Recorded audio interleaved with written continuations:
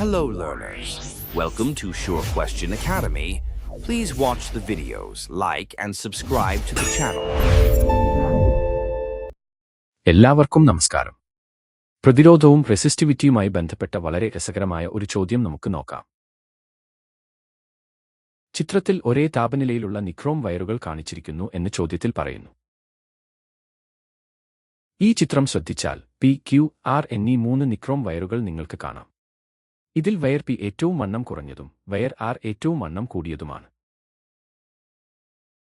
ചോദ്യം ഭാഗം എ. ഇവയിൽ ഏത് വയറിനാണ് പ്രതിരോധം കൂടുതൽ? എന്തുകൊണ്ട്?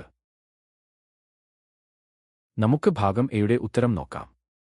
നൽകിയിട്ടുള്ളവയിൽ വയർ പിക്കാണ് പ്രതിരോധം കൂടുതൽ. കാരണം പി ഏറ്റവും വണ്ണം കുറഞ്ഞ വയറാണ്.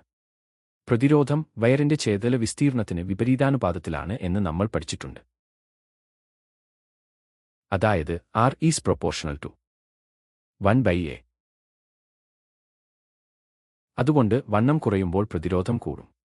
ഇവിടെ ഏറ്റവും വണ്ണം കുറഞ്ഞ പിക്ക് പ്രതിരോധം കൂടുതൽ ആയിരിക്കും. ഇനി ചോദ്യം ഭാഗം ബി നോക്കാം. ഇവയിൽ പിക്കാണ് റെസിസ്റ്റിവിറ്റി കൂടുതൽ. ഈ പ്രസ്താവനയോടുള്ള നിങ്ങളുടെ പ്രതികരണം എന്ത്? കാരണം വിശദമാക്കുക. ഭാഗം ബിയുടെ ഉത്തരം നോക്കാം. ഈ പ്രസ്താവനയോട് നമ്മൾ പൂർണ്ണമായും വിയോജിക്കുന്നു. സത്യത്തിൽ ഇതിലെ എല്ലാ വയറുകൾക്കും ഒരേ റെസിസ്റ്റിവിറ്റിയാണ് ഉള്ളത്.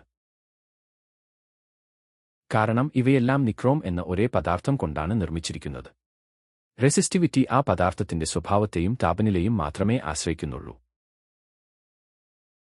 അത് വയറിന്റെ നീളത്തെയോ വണ്ണത്തെയോ ഒരിക്കലും ആശ്രയിക്കുന്നില്ല. അതിനാൽ വണ്ണം കുറഞ്ഞ നിക്രോം വയറിനും വണ്ണം കൂടിയ നിക്രോം വയറിനും എപ്പോഴും ഒരേ റെസിസ്റ്റിവിറ്റി തന്നെ ആയിരിക്കും. പ്രതിരോധവും റെസിസ്റ്റിവിറ്റിയും തമ്മിലുള്ള വ്യത്യാസം ഇപ്പോൾ എല്ലാവർക്കും വ്യക്തമായി എന്ന് വിശ്വസിക്കുന്നു. നന്ദി. Happy learning.